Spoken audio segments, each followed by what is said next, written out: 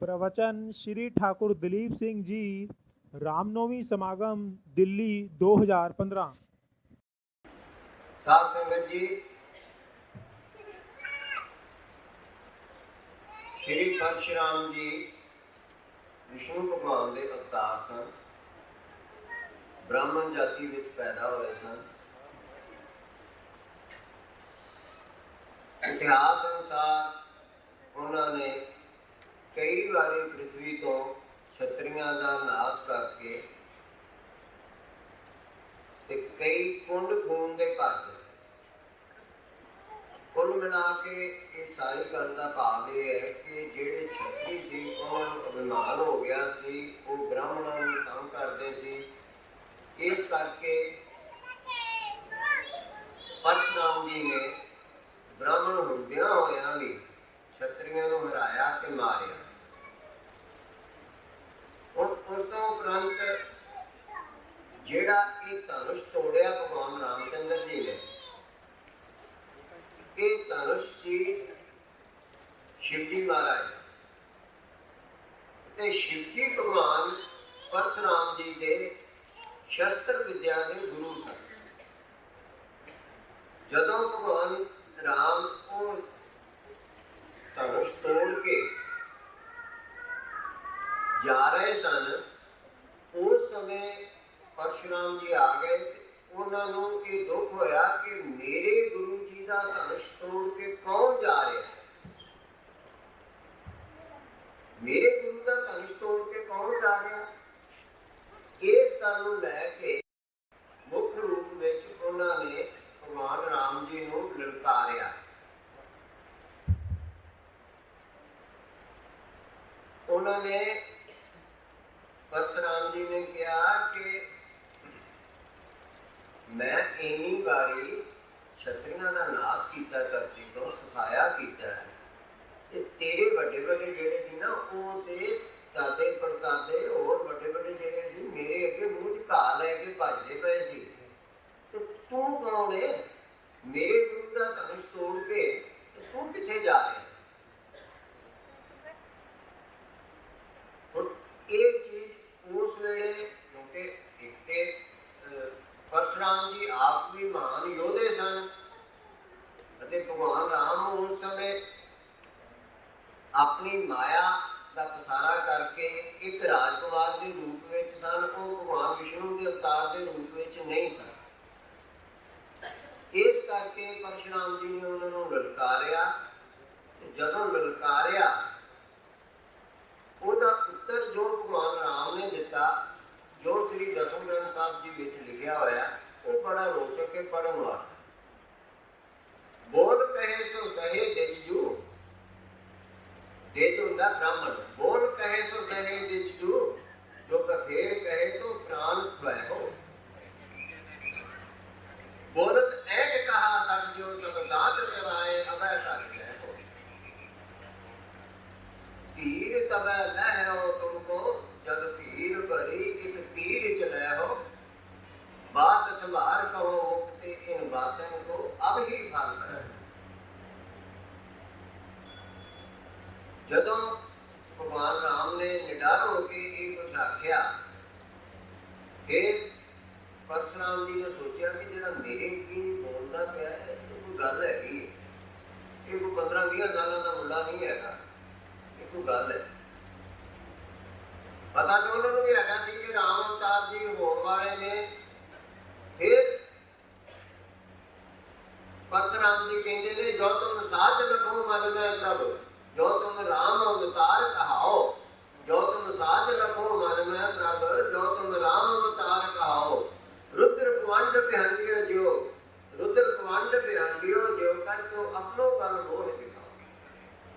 रुद्र का मतलब भगवान शिव, कुंड तो मतलब धनुष। जिस तरह तुसीं भगवान शिव का धनुष तोड़िया, इसी तरह मेरा भी धनुष तोड़ो।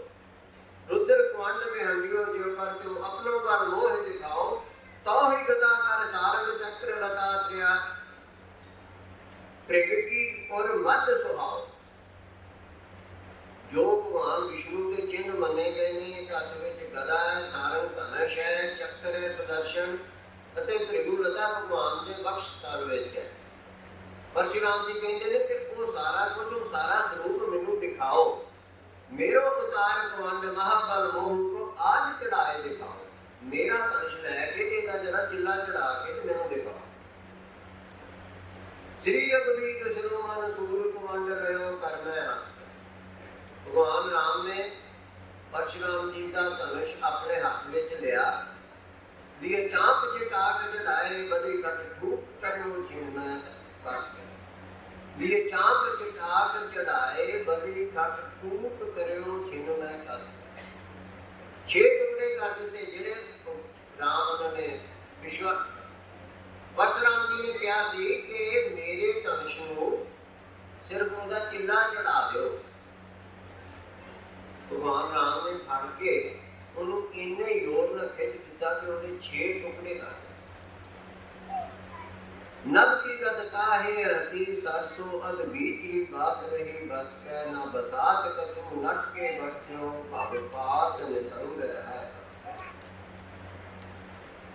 ਸੋ ਇਹ ਛੋਟਾ ਜਿਹਾ ਬੌਧਿਕ ਭਗਵਾਨ ਰਾਮ ਨੇ ਕੀਤਾ। ਭਗਵਾਨ ਪਰਸ਼ੁਰਾਮ ਜੀ ਨਾਲ ਉੱਥੋਂ ਦਾ ਭਗਵਾਨ ਸ਼ਿਵ ਦਾ ਧਨੁਸ਼ ਤੋੜ ਕੇ ਮਾਤਾ ਸੀਤਾ ਦਾ ਵਰਨ ਕਰਨ ਤੋਂ ਉਪਰੰਤ ਸ੍ਰੀ ਦਸਮ ਗ੍ਰੰਥ ਜੀ ਵਿੱਚ 24 ਅਵਤਾਰ ਵਿਸ਼ਨੂੰ ਭਗਵਾਨ ਦੇ ਲਿਖੇ ਨੇ, ਜਿਨ੍ਹਾਂ ਵਿੱਚੋਂ 20ਵਾਂ ਅਵਤਾਰ ਭਗਵਾਨ ਰਾਮ ਜੀ ਦਾ ਲਿਖਿਆ, ਰਾਮਾ ਅਵਤਾਰ। ਸਤ ਸੰਗਿਓ, ਅੱਜ ਆਪਾਂ ਜਿਸ ਭਗਵਾਨ ਰਾਮ ਦਾ ਜਨਮ ਦਿਨ ਮਨਾ ਰਹੇ ਹਾਂ, ਇਹ ਹਿੰਦੂਆਂ ਦੇ ਪੂਜਨੀਕ ਨੇ, ਪਰ ਇਹ ਸਿੱਖਾਂ ਦੇ ਪੂਜਨੀਕ ਕਿਉਂ ਨਹੀਂ, ਇਹ ਮੈਂ ਫੇਰ ਆਪ ਜੀ ਨੂੰ ਦੱਸਾਂਗਾ। ਅਸੀਂ ਰਾਮਾ ਅਵਤਾਰ, ਅਸੀਂ ਦਸਮ ਬਾਣੀ ਨੂੰ ਅੱਜ ਬਾਣੀ ਨਹੀਂ ਮੰਨਦੇ। ਸਾਡਾ ਸਿੱਖ ਪੰਥ ਦਾ ਬਹੁਤ ਵੱਡਾ ਹਿੱਸਾ ਦਸਮ ਬਾਣੀ ਨੂੰ ਬਾਣੀ ਨਹੀਂ ਮੰਨਦਾ। ਮੈਂ ਨਹੀਂ ਕਹਿੰਦਾ ਕਿ ਉਹ ਬਾਣੀ ਹੈਗੀ ਹੈ ਜਾਂ ਨਹੀਂ ਹੈਗੀ, ਫੈਸਲਾ ਸਰੋਤਿਆਂ ਦੇ ਹੱਥ ਹੈ।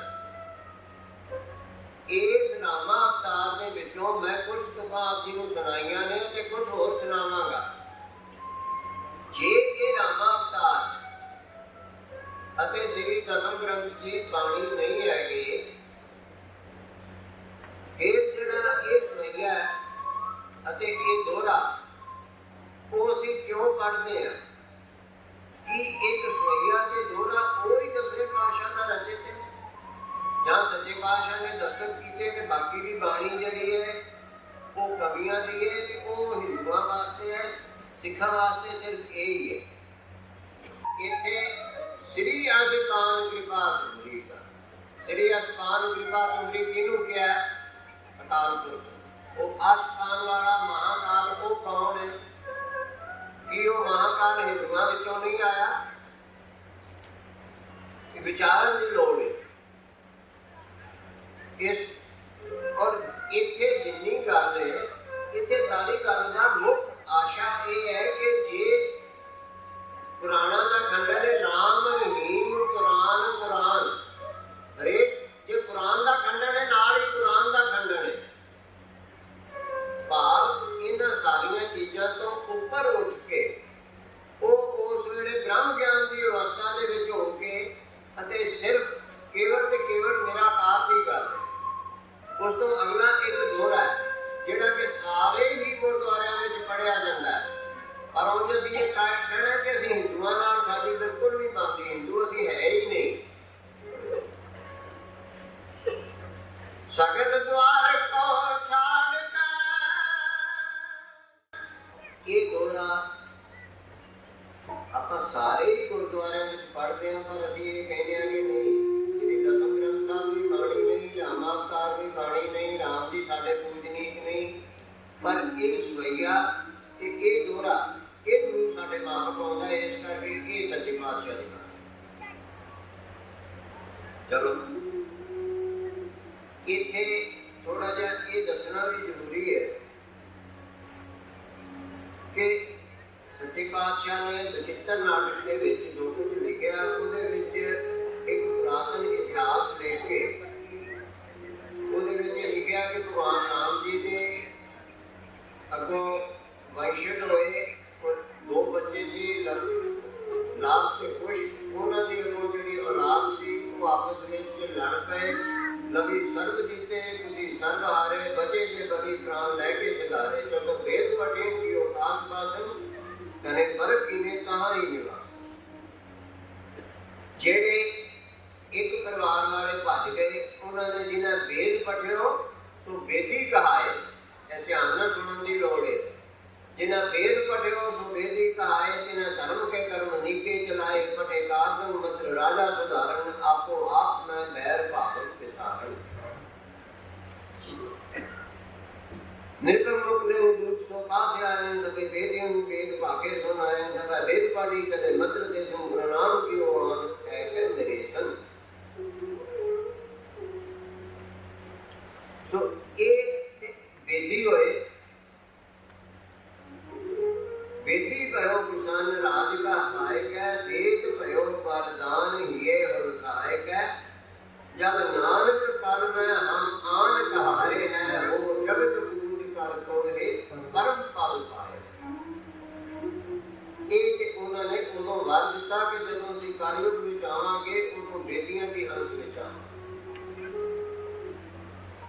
ਲਵੀ ਰਾਜ ਦੇ ਬਣ ਗਏ ਵੇਦੀਆਂ, तीनों राज भात पद तन भोगियन, वो का सकल समान। फिर अगों गल आ गई सोटियां दी।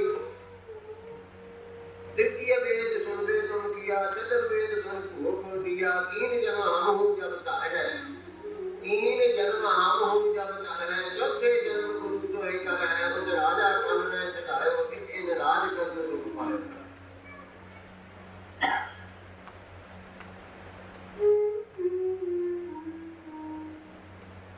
और विखात वादी तीन का है साधे अंतरम कार्यो कई जो पूर्ण बंसते गए। विपर करत पए सूत्र विरुद्ध छत्री दर्शन करम, बैस करत पए छत्र विरुद्ध सूत्र सो दिज को धर्म।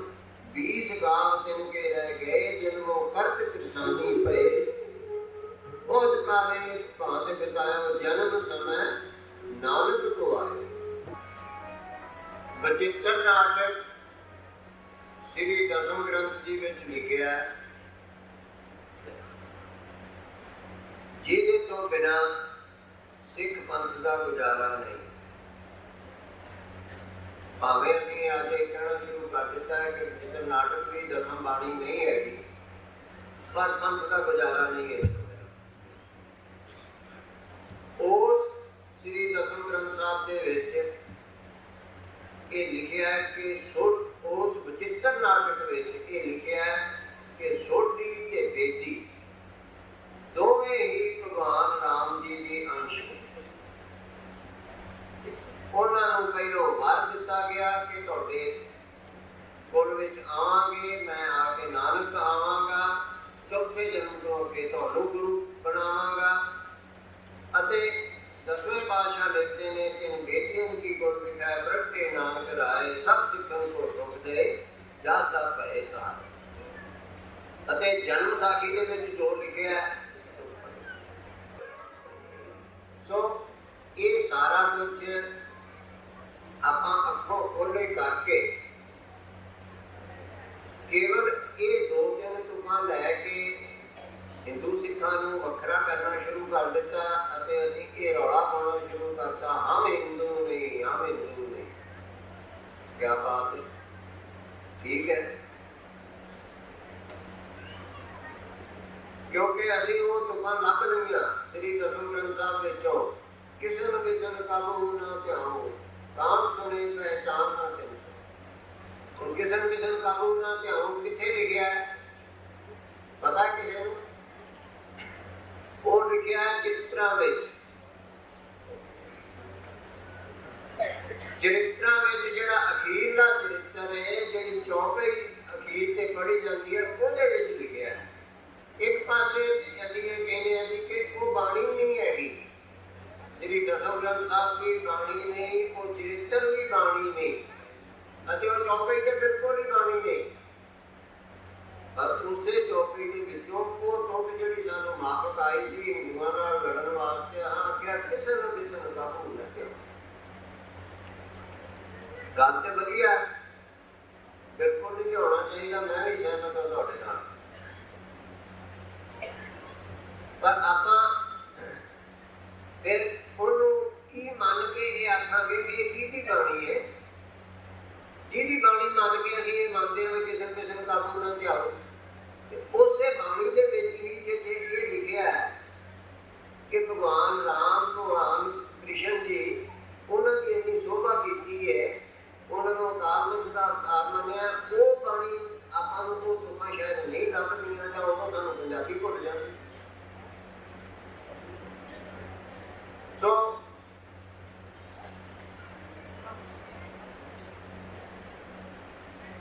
ਸਾਧ ਸੰਗਤ ਜੀ, ਦਸਮ ਬਾਣੀ ਤੇ ਸ੍ਰੀ ਦਸਮ ਗ੍ਰੰਥ ਸਾਹਿਬ ਜੀ ਵਾਸਤੇ ਸਿੱਖ ਪੰਥ ਵਿੱਚ ਬੜਾ ਕਿੰਤੂ ਪ੍ਰੰਤੂ ਹੋ ਰਿਹਾ।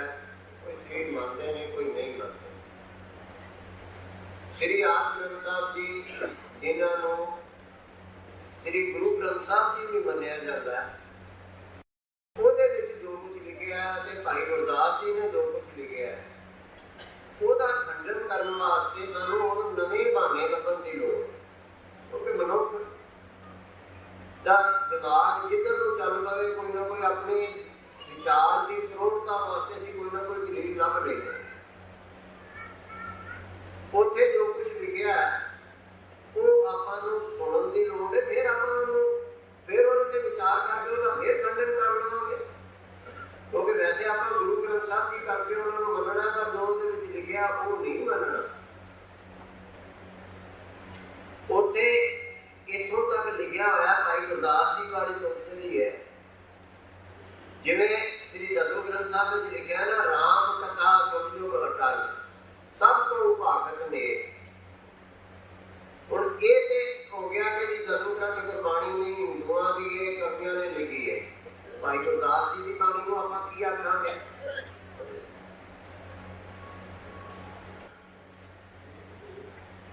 ਇਹ ਧਿਆਨ ਨਾਲ ਸੁਣਨ ਦੀ ਲੋੜ ਹੈ ਜੀ। ਇਹ ਨਾਮਧਾਰੀਆਂ ਦੀ ਬਾਣੀ ਨਹੀਂ, ਹਿੰਦੂਆਂ ਦੀ ਨਹੀਂ, ਇਹ ਭਾਈ ਗੁਰਦਾਸ ਜੀ ਦੀ ਹੈ। ਤੇ ਉਹਦੇ ਵਿੱਚ ਨਾਮਧਾਰੀਆਂ ਨੇ ਆਪਣੇ ਕੋਲੋਂ ਵੀ ਲਿਖ ਦਿੱਤੀ, ਰਾਮਾਇਣ ਜੁਗ ਜੁਗ ਅਟਲ ਸੇ ਉਧਰੇ ਜੋ ਆਏ ਸਨ। ਹੁਣ ਇਹਨੂੰ ਆਪਾਂ ਕਿਵੇਂ ਖੰਡਨ ਕਰਾਂਗੇ? ਕੋਈ ਨਵਾਂ ਤਰੀਕਾ ਲੱਭਣ ਦੀ ਲੋੜ। ਜਿਹੜੀ ਗੱਲ ਮੈਂ ਪਹਿਲਾਂ ਕਰ ਰਿਹਾ ਸੀ, ਤਿੰਨ ਬੇਦੀਆਂ ਕੇ ਗੁਰ ਵਿਖੈ ਪ੍ਰਗਟੇ ਨਾਨਕ ਰਾਏ, ਸਭ ਸਿੱਖਨ ਕੋ ਸੁਖ ਦੇ ਜਾਂਦਾ ਪਏ ਸਹਾਇ। ਜਿਹਨੇ ਕਰਨੋਂ ਧਰਮ ਚਲਾਇਓ, ਸਭ ਸਾਧਨ ਕੋ ਰਾਹ ਬਤਾਇਓ, ਜੋ ਤਾਕੇ ਮਾਰਗ ਮੈਂ ਆਏ ਤੇ ਕਬੂ ਨਹਿ ਪਾਪ ਸੰਤਾਏ। जे पंथ तवन के करे पाप ताप दिन के प्रभारे, धूप को कबू न संताए, जाग काल के बीच ना। नाल के अमृत को बब करा, धर्म प्रचुरे जगमो करा, अमरदास मन नाम कहायो, जन दीपक ते दीप जगाए।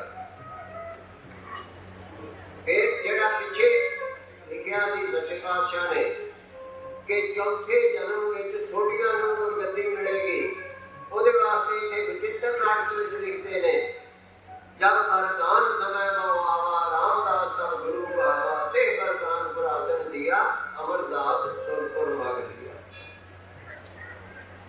ਸੋ ਸਾਧ ਸੰਗਤ ਜੀ, ਆਪਾਂ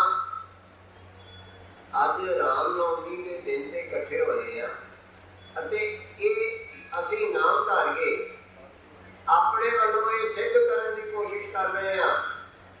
ਹਿੰਦੂ ਤੇ ਸਿੱਖ ਵੱਖਰੇ ਨਹੀਂ ਹੈਗੇ, ਹਿੰਦੂ ਤੇ ਸਿੱਖ ਵੱਖਰੇ ਨਹੀਂ ਹੈਗੇ।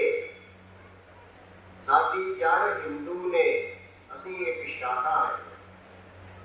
ਜੇ ਜੜ ਸੁੱਕ ਜਾਏਗੀ, ਸ਼ਾਖਾ ਨੂੰ ਕੀ ਹੋਏਗਾ ਇਹ ਆਪੇ ਸਮਝ ਸਕਦੇ। ਅਸੀਂ ਵੱਖ ਨਹੀਂ ਹੈਗੇ।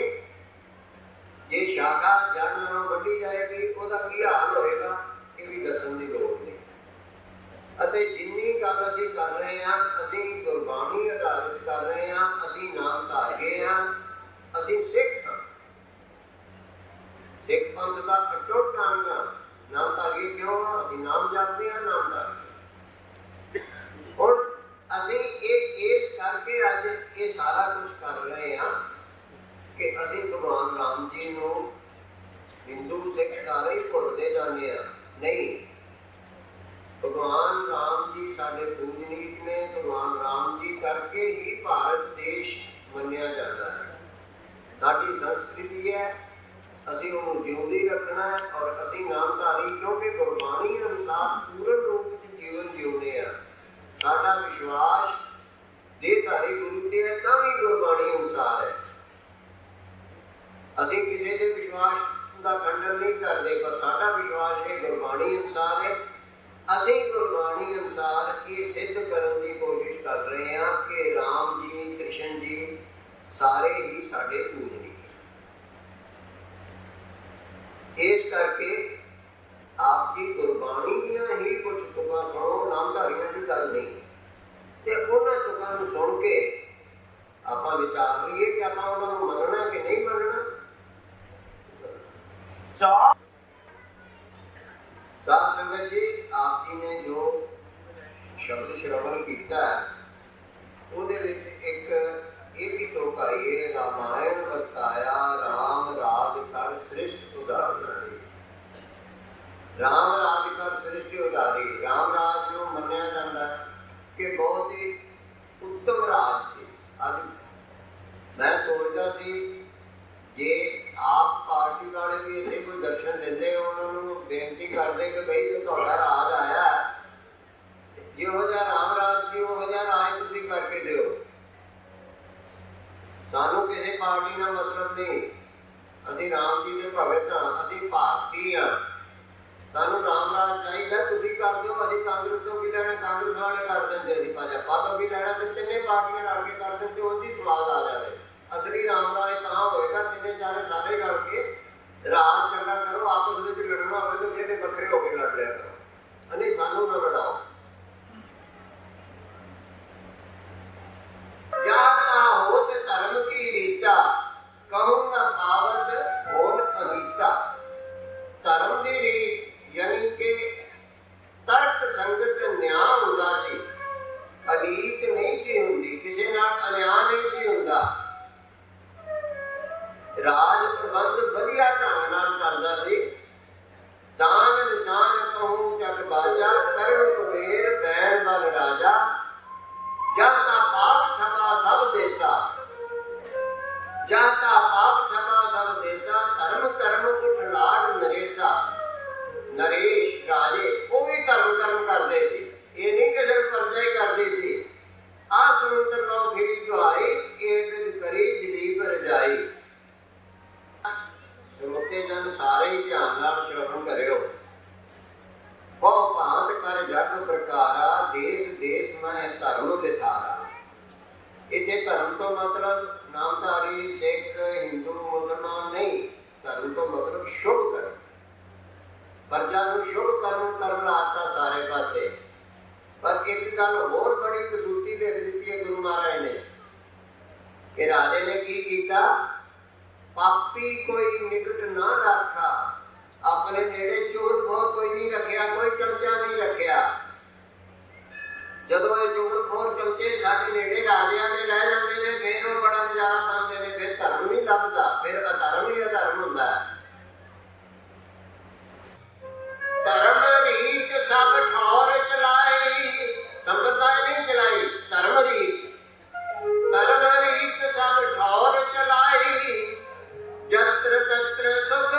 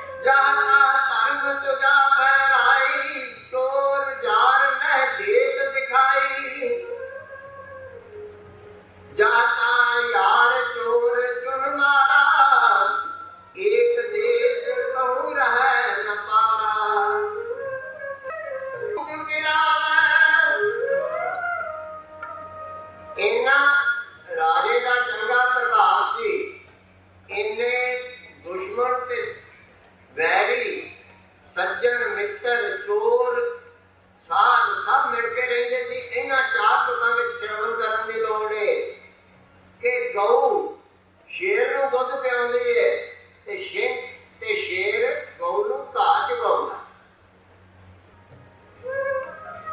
गाय सिंह को दूध पिलावा, सिंह गऊ का घास चुगावा, चोर कर्क धन की रखवारा। ये नहीं कि साध चोरी करके धन चुक के ले जाते ने, नहीं, चोर धन की राखी करते ने। त्रास मार कोई हाथ न डारा, क्योंकि राजपाल जिहड़े ने डर तो बिना नहीं चलते, डर के मारे कोई हाथ नहीं पाउंदा। नार पुरख सोवत एक सेजा, हाथ पसार न साकत रेजा। पागत प्रेत एक ठौर रखाए, राज त्रास ते डरै न पाए। स्त्री पुरुष एक सेज ते सौ के एक दूसरे ਨੂੰ ਛੋਂਦੇ ਤੱਕ ਨਹੀਂ, ਅਤੇ ਘਿਓ ਤੇ ਅਗਨੀ ਦੋਵਾਂ ਨੂੰ ਇੱਕ ਥਾਂ ਤੇ ਇਕੱਠਿਆਂ ਕਰ ਦਿੱਤਾ। ਫਿਰ ਵੀ ਉਹ ਡਰਦੇ ਰਾਜੇ ਤੋਂ ਪਕੜਦੇ ਨਹੀਂ, ਇੱਕ ਦੂਸਰੇ ਨੂੰ ਪਕੜਾਉਂਦੇ ਨਹੀਂ। ਇਹ ਇਸ ਤਰ੍ਹਾਂ ਦਾ ਰਾਮ ਰਾਜ ਅੱਜ ਲੋੜ ਹੈ ਕਿ ਸਾਡੇ ਦੇਸ਼ ਵਿੱਚ ਵੀ ਹੋ ਸਕੇ, ਕਿਉਂਕਿ ਸਾਡਾ ਦੇਸ਼ ਜਿਵੇਂ ਪੰਜਾਬ ਜਿਉਂਦਾ ਗੁਰਾਂ ਦੇ ਨਾਂ ਤੇ, ਇਸੇ ਤਰ੍ਹਾਂ ਹੀ ਭਾਰਤ ਜਿਉਂਦਾ ਰਾਮ ਚੰਦਰ ਜੀ ਦੇ ਨਾਂ ਤੇ, ਰਾਮਾਇਣ ਦੇ ਨਾਂ ਤੇ। ਅੱਜ ਸਾਡੇ ਵਿੱਚ ਇੰਨੀ ਹੀਨ ਭਾਵਨਾ ਆ ਗਈ ਹੈ ਅਤੇ ਲਿਆ ਦਿੱਤੀ ਗਈ ਹੈ।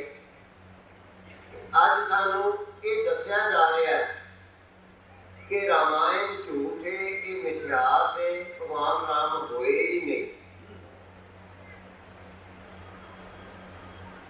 ਸਤਸੰਗੀਓ, ਆਪ ਜੀ ਨੂੰ ਇਹ ਕੁਝ ਬੇਨਤੀਆਂ ਮੈਂ ਜਿਹੜੀਆਂ ਹੁਣ ਕਰਨੀਆਂ ਨੇ, ਇਹਨਾਂ ਨੂੰ ਬਹੁਤ ਹੀ ਧਿਆਨ ਨਾਲ ਸੁਣਿਓ। ਅੱਜ ਅਸੀਂ ਕਰੀਬ 1000 ਸਾਲ ਪਿਛੋਂ ਸੁਤੰਤਰ ਹੋਏ ਹਾਂ ਅਤੇ ਉਸ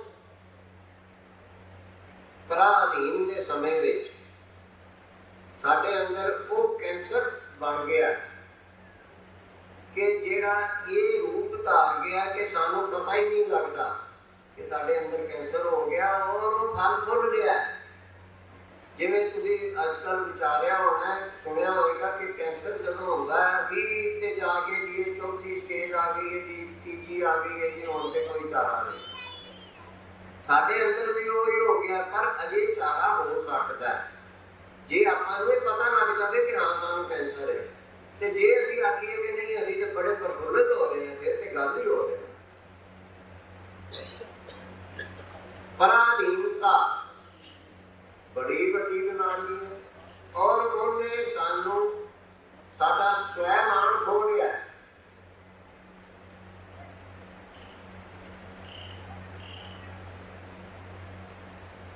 ਪਰਾਧੀਨਤਾ ਨੇ ਸਾਡਾ ਸਵੈਮਾਨ ਖੋ ਲਿਆ। ਸਾਡੇ ਵਿੱਚ ਹੀਨ ਭਾਵਨਾ ਇਸ ਤਰ੍ਹਾਂ ਦੀ ਭਰ ਦਿੱਤੀ ਗਈ ਕਿ ਸਾਨੂੰ ਪਤਾ ਹੀ ਨਹੀਂ ਕਿ ਅਸੀਂ ਸਵੈਮਾਨ ਵੀ ਕੋਈ ਚੀਜ਼ ਹੁੰਦੀ ਹੈ।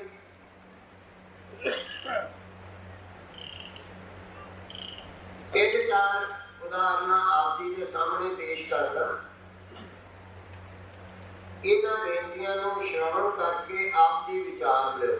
ਜੇ ਮੇਰੀ ਗੱਲ ਗਲਤ ਹੋਵੇਗੀ, ਮੇਰਾ ਟੈਲੀਫੋਨ ਲੈ ਕੇ ਮੈਨੂੰ ਪ੍ਰੇਮ ਨਾਲ ਸਮਝਾ ਦਿਓ, ਮੈਨੂੰ ਬੈਠ ਕੇ ਸਮਝਾ ਦਿਓ। ਮੈਂ ਹੱਥ ਜੋੜ ਕੇ ਮੰਗ ਲਵਾਂਗਾ ਕਿ ਹਾਂ ਬਈ ਮੇਰੀ ਗੱਲ ਗਲਤ ਹੈ, ਤੇ ਅੱਗੇ ਨੂੰ ਮੈਂ ਬਦਲ ਦਿਆਂਗਾ, ਕਿਉਂਕਿ ਮੇਰੀ ਕੋਈ ਜਿੱਦ ਨਹੀਂ। ਸਭ ਤੋਂ ਪਹਿਲਾਂ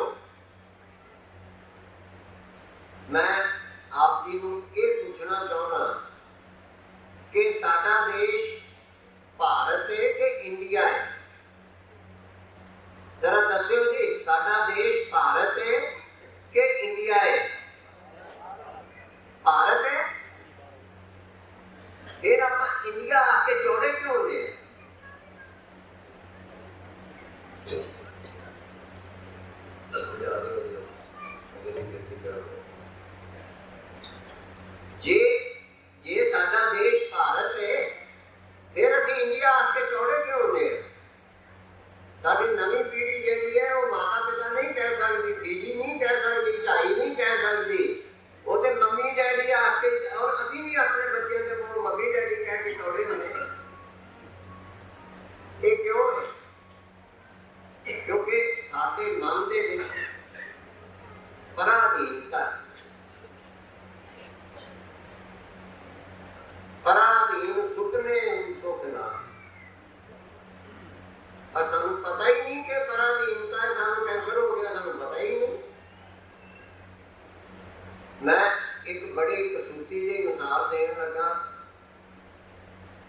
ਕਿਸੇ ਦੇ ਵਿਰੋਧ ਵਾਸਤੇ ਜਾਂ ਕਿਸੇ ਤੇ ਕਟਾਕਸ਼ ਨਹੀਂ ਕਰ ਰਿਹਾ।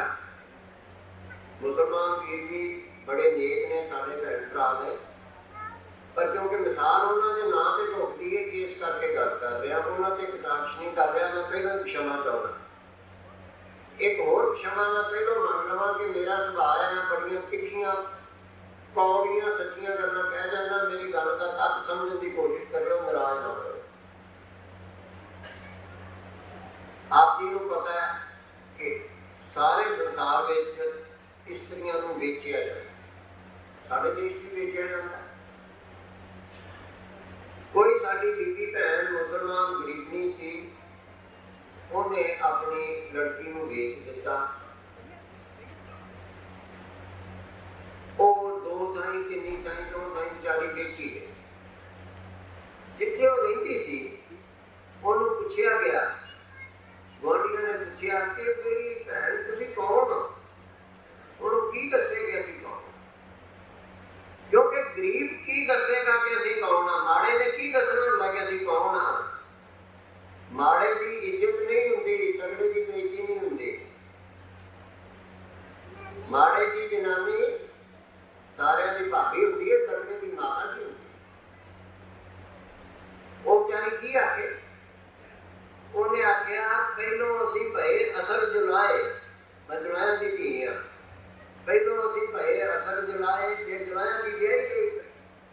ਫਿਰ ਅਗੇ ਪਹਿਲੋਂ ਅਸੀਂ ਭਏ ਅਸਰ ਜੁਲਾਏ, ਫਿਰ ਅਸੀਂ ਭਏ ਦਰਜੀ। ਫਿਰ ਮੈਨੂੰ ਜੁਲਾਇਆ ਤੋਂ ਛੁਡਾ ਕੇ ਤੇ ਦਰਜੀਆਂ ਨੂੰ ਵੇਚ ਦਿੱਤਾ ਗਿਆ। ਫਿਰ ਅਸੀਂ ਦਰਜੀ ਹੋ ਗਏ। ਹੁਣ ਸਾਨੂੰ ਸੈਯਦ ਕਹਿੰਦੇ, ਹੁਣ ਸਾਨੂੰ ਸੈਯਦ ਕਹਿੰਦੇ। ਅੱਗੋਂ ਬੇਬੇ ਦੀ ਮਰਜ਼ੀ ਕਿ ਮੈਂ ਤਾਂ ਇੱਕ ਗਰੀਬ ਇਨਸਾਨ ਹਾਂ। ਮੈਨੂੰ ਪਹਿਲੋਂ ਜੁਲਾਈ ਨੂੰ ਜੁਲਾਇਆ ਚ ਵਿਆਹਿਆ ਗਿਆ, ਫਿਰ ਉੱਥੋਂ ਲੈ ਕੇ ਫਿਰ ਦੂਸਰੇ ਥਾਂ ਵੇਚ ਦਿੱਤਾ ਗਿਆ, ਫਿਰ ਤੀਸਰੇ ਥਾਂ ਵੇਚ ਕੇ ਹੁਣ ਸਾਨੂੰ ਸੈਯਦ ਆਂਦੇ ਨੇ। ਅੱਗੋਂ ਬੇਬੇ ਨੇ ਪਤਾ ਨਹੀਂ ਕਿੱਥੇ ਵੇਚ ਦੇਣਾ, ਜਿੱਥੇ ਵੇਚਣਗੇ ਅੱਗੋਂ ਮੈਂ ਉਹੀ ਅੱਗੋਂ। ਮੈਂ ਆਪ ਜੀ ਨੂੰ ਪੁੱਛਦਾ ਸਾਰਿਆਂ ਨੂੰ ਕਿ ਸਾਡੇ ਦੇਸ਼ ਦਾ ਤੇ ਸਾਡੀ ਮਾਨਸਿਕਤਾ ਦਾ ਇਹ ਹਾਲ ਨਹੀਂ। ਅਸੀਂ ਭਾਰਤ ਤੋਂ ਹਿੰਦੁਸਤਾਨ ਬਣ ਗਏ। ਅਸੀਂ ਭਾਰਤ ਤੋਂ ਹਿੰਦੁਸਤਾਨ ਬਣ ਗਏ। ਕਿਉਂ? ਕਿਉਂਕਿ ਜਿਨ੍ਹਾਂ ਨੇ ਆ ਕੇ ਸਾਡੇ ਤੇ ਰਾਜ ਕੀਤਾ, ਉਹਨਾਂ ਦੀ ਭਾਸ਼ਾ ਦੇ ਅਨੁਸਾਰ ਦੇਸ਼ ਦਾ ਨਾਮ ਸਤਾਨ ਹੋਣਾ ਚਾਹੀਦਾ। ਪਾਕਿਸਤਾਨ, ਕਜ਼ਾਕਿਸਤਾਨ, ਇਹ ਸਾਰਾ ਉਹਨਾਂ ਦੀ ਭਾਸ਼ਾ ਚੋਂ ਆਇਆ। ਅਸੀਂ ਭਾਰਤ ਤੋਂ ਹਿੰਦੁਸਤਾਨ ਬਣ ਗਏ। ਜਦੋਂ ਅਸੀਂ ਸੁਤੰਤਰ ਹੋਏ, ਸੁਤੰਤਰ ਹੋਣ ਤੋਂ ਪਹਿਲਾਂ ਜਿਨ੍ਹਾਂ ਨੇ ਸਾਡੇ ਤੇ ਰਾਜ ਕੀਤਾ ਉਹ ਅੰਗਰੇਜ਼ ਸੀ। ਉਹਨਾਂ ਨੇ ਸਾਡਾ ਨਾਮ ਇੰਡੀਆ ਕਰ ਦਿੱਤਾ। ਕਿਉਂਕਿ ਅੰਗਰੇਜ਼ ਜਿਹੜੇ ਸੀ ਉਹ ਮੁਸਲਮਾਨਾਂ ਨਾਲੋਂ ਬਹੁਤੇ ਸ਼ੈਤਾਨ ਸੀ। ਉਹਨਾਂ ਨੇ ਹੌਲੀ ਹੌਲੀ ਸਾਡਾ ਦਿਮਾਗ ਜਿਹੜਾ ਸੀ ਉਹ ਇੰਨਾ ਸਾਫ਼ ਕਰ ਦਿੱਤਾ ਕਿ ਮਾਰੀ ਪਿਚਕਾਰੀ ਅਗਲੀਆਂ ਗੱਲਾਂ ਕੱਢ ਕੇ ਸਵੈਮਾਨ ਢੋ ਕੇ ਉਹਨੇ ਆਖਿਆ ਹੁਣ ਤਾਂ ਤੁਸੀਂ ਹੈ ਹੀ ਇੰਡੀਆ, ਤੁਸੀਂ ਹੁਣ ਵਾਪਸ ਨਹੀਂ, ਭਾਰਤ ਨਹੀਂ ਹੋ ਸਕਦੇ। ਇਹ ਹਾਲ ਹੈ ਅੱਜ ਸਾਡਾ। ਅੱਜ ਜੇ ਕ੍ਰਿਕਟ ਦਾ ਮੈਚ ਹੁੰਦਾ ਤੇ ਇੰਡੀਆ ਵਰਸਸ ਆਸਟ੍ਰੇਲੀਆ ਹੁੰਦਾ, ਭਾਰਤ ਆਸਟ੍ਰੇਲੀਆ ਨਹੀਂ ਹੁੰਦਾ। ਇੱਥੋਂ ਤੱਕ ਅੱਜ ਸਾਡਾ ਮਾੜਾ ਹਾਲ ਹੈ ਕਿ ਜਦੋਂ ਦੇਸ਼ ਅਜੇ ਪਰਾਧੀਨ ਸੀ, ਉਸ ਸਮੇਂ ਟਾਟਾ ਜੀ ਨੇ ਇੱਕ ਏਅਰਲਾਈਨ ਚਲਾਈ ਸੀ ਜਿਹਦਾ ਨਾਮ ਭਾਰਤ ਦੇ ਨਾਂ ਤੇ ਸੀ। ਹੁਣ ਉਹ ਵੀ ਏਅਰ ਇੰਡੀਆ ਤੇ ਇੰਡੀਅਨ ਏਅਰਲਾਈਨ ਹੋ ਗਈ। ਵਾਕਈ ਅਸੀਂ ਸੁਤੰਤਰ ਹਾਂ। ਇਹ ਤੋਂ ਵਧੀਆ ਸੁਤੰਤਰਤਾ ਕੀ ਹੋ ਸਕਦੀ ਹੈ ਕਿ ਜਿਹੜਾ ਆਪਣੇ ਦੇਸ਼ ਦਾ ਨਾਂ ਹੀ ਨਹੀਂ ਸਹੀ ਲੈ ਸਕਦਾ। ਇਹ ਤੋਂ ਵਧੀਆ ਸੁਤੰਤਰਤਾ ਸਾਡੇ ਦੇਸ਼ ਕੀ ਹੋ ਸਕਦੀ ਹੈ, ਸਵੈਮਾਨ ਕੀ ਹੋ ਸਕਦਾ? ਇਹ ਸਾਨੂੰ ਸੋਚਣ ਦੀ ਲੋੜ ਹੈ। ਇਸੇ ਤਰ੍ਹਾਂ ਸਾਨੂੰ ਇਹ ਸੋਚਣ ਦੀ ਲੋੜ ਹੈ ਕਿ ਕੀ ਭਗਵਾਨ ਰਾਮਚੰਦਰ ਉਹ ਝੂਠ ਸੀ? ਕੀ ਰਾਮਾਇਣ ਝੂਠ ਹੈ? ਕੀ ਇਹ ਮਿਥਿਹਾਸ ਹੈ? ਮਿਥਿਹਾਸ ਕੀ ਹੁੰਦਾ ਕਿ ਜਿਹੜਾ ਇੱਕ ਨਾਮ ਵਾਂਗੂ ਕੋਲੋਂ ਝੂਠੀ ਕਹਾਣੀ ਘੜੀ ਜਾਂਦੀ ਹੈ। ਫਿਰ ਜੇ ਇਹ ਝੂਠ ਹੈ, ਫਿਰ ਜੋ ਸਾਡੇ, ਮੈਂ ਮੁੱਖ ਰੂਪ ਚ ਇਸ ਵੇਲੇ ਹਿੰਦੂ ਤੇ ਸਿੱਖਾਂ ਦੀ ਗੱਲ ਕਰਦਾ, ਜੋ ਸਾਡੇ ਸਿੱਖਾਂ ਦੇ ਗ੍ਰੰਥਾਂ ਵਿੱਚ ਵੀ ਲਿਖਿਆ ਗਿਆ ਤੇ ਉਹ ਵੀ ਸਾਰਾ ਹੀ ਝੂਠ। ਫਿਰ ਆਪਾਂ ਹੰਕਾਰ ਕਿਹੜੀ ਗੱਲ ਤੇ ਸਵੈਮਾਨ ਕਿੱਥੋਂ ਲਿਆਵਾਂਗੇ? ਅਸੀਂ ਇੰਨਾ ਸਵੈਮਾਨ ਹੋ ਚੁੱਕੇ ਹਾਂ ਔਰ ਮੈਨੂੰ ਇਹ ਕਹਿਣ 'ਚ ਕੋਈ ਸੰਕੋਚ ਨਹੀਂ, ਆਪਾਂ ਸਾਰੇ ਹੀ ਵਿੱਚੇ ਮੈਂ ਆ, ਅਸੀਂ ਐਡੇ ਬੁੱਧੂ ਆ ਕਿ ਅਸੀਂ ਆਪਣੇ ਸੰਸਕ੍ਰਿਤੀ ਨੂੰ ਅਸੀਂ ਕਹਿੰਦੇ ਹਾਂ ਇਹ ਮਿਥਿਹਾਸ ਹੈ, ਹਿੰਦੂਆਂ ਦਾ ਝੂਠ ਹੈ, ਝੂਠ ਹੈ। ਸਾਡੇ ਵਿੱਚ ਵਿੱਚੋਂ ਕਦੀ ਕਿਸੇ ਨੇ ਸੁਣਿਆ ਜਾਂ ਕਦੀ ਕਿਸੇ ਨੇ ਕਿਹਾ ਕਿ ਇਹ ਮੁਸਲਮਾਨਾਂ ਦਾ ਇਤਿਹਾਸ ਹੈ। ਕਦੀ ਕਿਸੇ ਨੇ ਕਿਹਾ ਕਿ ਹਜ਼ਰਤ ਮੁਹੰਮਦ ਸਾਹਿਬ ਹੋਏ ਹੀ ਨਹੀਂ, ਕਦੀ ਕਿਸੇ ਨੇ ਕਿਹਾ ਕਿ ਹਜ਼ਰਤ ਈਸਾ ਹੋਏ ਹੀ ਨਹੀਂ, ਇਹ ਸਾਰਾ ਇਤਿਹਾਸ ਹੈ। ਕਦੀ ਨਹੀਂ ਕਿਸੇ ਨੇ ਸੁਣਿਆ। ਬੋਲੋ, ਕਦੀ ਸੁਣਿਆ ਨਹੀਂ। ਹਾਂ, ਇਹ ਹਿੰਦੂਆਂ ਦਾ ਇਤਿਹਾਸ ਹੈ। ਰਾਮ ਜੀ ਵੀ ਝੂਠ ਨੇ, ਕ੍ਰਿਸ਼ਨ ਜੀ ਵੀ ਝੂਠ ਹੈ। ਉਹ ਜਿਹੜਾ ਉੱਥੇ ਇੱਕ ਉਹ ਪੁਲ ਬਣਿਆ ਜਿਹਦੇ ਵਾਸਤੇ ਕੋਸ਼ਿਸ਼ ਹੋ ਰਹੀ ਹੈ ਕਿ ਉਹ ਸਾਡਾ ਪੁਲ ਬਣਿਆ ਰਹਿ ਜਾਵੇ, ਰਾਮ ਸੇਤੂ, ਉਹ ਵੀ ਝੂਠ ਹੈ। ਉਹਨਾਂ ਦਾ ਈਸਾਈਆਂ ਦਾ ਝੂਠ ਜਿਹੜਾ ਜਾਂ ਸੱਚ, ਮੈਂ ਨਹੀਂ ਚਿੰਤੂ ਨਹੀਂ ਕਰਦਾ, ਪਰ ਮੈਂ ਨਾ ਉਹ ਝੂਠ ਨੂੰ ਕਿਉਂ ਨਹੀਂ ਕਦੀ ਕਿਸੇ ਨੇ ਆਖਿਆ। ਸੋ ਇਸ ਕਰਕੇ ਆਪਾਂ ਨੂੰ ਸਵੈ ਮਾਣ ਲਿਆਉਣ ਦੀ ਲੋੜ। ਅਸੀਂ ਨਾਮ ਧਾਰੀਏ, ਸਿੱਖ ਪੰਥ ਦਾ ਅਟੁੱਟ ਅੰਗ ਆ, ਨਾਮ ਜਪਦੇ ਹਾਂ, ਨਾਮਧਾਰੀ ਕਮਾਉਂਦੇ ਹਾਂ, ਔਰ ਸਾਡਾ ਪੂਰਨ ਦ੍ਰਿੜਤਾ ਨਾਲ ਵਿਸ਼ਵਾਸ ਹੈ ਕਿ ਅਸੀਂ ਹਿੰਦੂਆਂ ਤੋਂ ਵੱਖਰੇ ਨਹੀਂ ਹੋ ਸਕਦੇ। ਅਸੀਂ ਭਾਰਤੀ ਹਾਂ, ਔਰ ਸਭ ਤੋਂ ਪਹਿਲਾਂ ਇਹ ਕਹਿਣ ਵਾਲੇ ਅਸੀਂ ਨਾਮਧਾਰੀ ਹਾਂ, ਅਸੀਂ ਸਿੱਖ ਹੈਗੇ ਹਾਂ, ਜਿਨ੍ਹਾਂ ਨੇ ਸਭ ਤੋਂ ਪਹਿਲਾਂ ਆਖਿਆ ਸੀ ਅੰਗਰੇਜ਼ਾਂ ਦੇ ਵਿਰੁੱਧ, ਬਿਲਿਓ ਦੇਸ਼ ਛੱਡ ਦਿਓ, ਰਾਜ ਖਾਲਸੇ ਕਰ। ਮਹਾਤਮਾ ਗਾਂਧੀ ਜੀ ਦੇ ਬਾਅਦ ਵਿੱਚ 1942 ਤੋਂ ਪਹਿਲਾਂ ਤੇ ਉਹਨਾਂ ਨੇ ਆਖਿਆ ਹੀ ਨਹੀਂ ਕੋਈ ਇੰਡੀਆ। ਪਰ ਕਿਉਂਕਿ ਮਹਾਤਮਾ ਗਾਂਧੀ ਜੀ ਦਾ ਨਾਮ ਪ੍ਰਚਾਰ ਦਿੱਤਾ ਗਿਆ, ਉਹਨਾਂ ਨੂੰ ਬਾਪੂ ਗਾਂਧੀ ਜੀ ਬਣਾ ਦਿੱਤਾ ਗਿਆ। ਉਹਨਾਂ ਦੇ ਸੇਵਕਾਂ ਨੇ ਜੋ ਵੀ ਕੋਈ ਤਰੀਕੇ ਬਣੇ, ਉਹਨਾਂ ਨੇ ਸਾਰਾ ਕੁਝ ਉਸ ਨਾਂ ਤੇ ਲੈ ਆਇਆ ਕਿ ਸਭ ਕੁਝ ਉਹਨਾਂ ਨੇ ਕੀਤਾ। ਨਾਮਧਾਰੀਆਂ ਨੇ ਤਾਂ ਉਦੋਂ 150 ਸਾਲ ਪਹਿਲਾਂ ਬਰਾਬਰ ਤੇ ਆਪਣੀ ਸਰਕਾਰ ਬਣਾ ਕੇ ਚਲਾ ਦਿੱਤੀ ਸੀ। ਔਰ 1846 ਵਿੱਚ ਅੰਗਰੇਜ਼ਾਂ ਤੇ ਸਿੱਖਾਂ ਦੀ ਲੜਾਈ ਹੋਈ ਸੀ, ਸੰਧਾਵਾਲੀਆ ਠਾਕਰ ਸਿੰਘ ਨੇ ਉਹਨਾਂ ਨੇ ਕੀਤੀ ਸੀ। ਉਹ ਸੁਤੰਤਰਤਾ ਦਾ ਯੁੱਧ ਨਹੀਂ ਸੀ, ਪਰ ਜਿਹੜਾ 1857 ਦਾ ਗਦਰ ਹੋਇਆ, ਜਿਹੜਾ ਕਿ ਗਦਰ ਹੋਇਆ ਹੀ ਸਿਰਫ ਇਸ ਕਰਕੇ ਸੀ ਕਿ ਮੁਸਲਮਾਨਾਂ ਨੂੰ ਅਤੇ ਹਿੰਦੂਆਂ ਨੂੰ ਗਊ ਸੂਰ ਦਾ ਮਾਸ ਕਾਰਤੂਸਾਂ ਚ ਲਾ ਕੇ ਦਿੱਤਾ ਗਿਆ ਸੀ। ਉਸ ਗਦਰ ਨੂੰ ਤੇ ਕਰ ਦਿੱਤਾ ਗਿਆ ਕਿ ਉਹ ਦੇਸ਼ ਦੀ ਸੁਤੰਤਰਤਾ ਦੀ ਲੜਾਈ ਸੀ, ਪਰ ਜਿਹੜੀ ਸਿੱਖਾਂ ਨੇ ਪਹਿਲੋਂ ਕੀਤੀ ਸੀ ਉਹ ਲੜਾਈ ਦੇਸ਼ ਦੀ ਸੁਤੰਤਰਤਾ ਦੀ ਹੈ ਹੀ ਨਹੀਂ।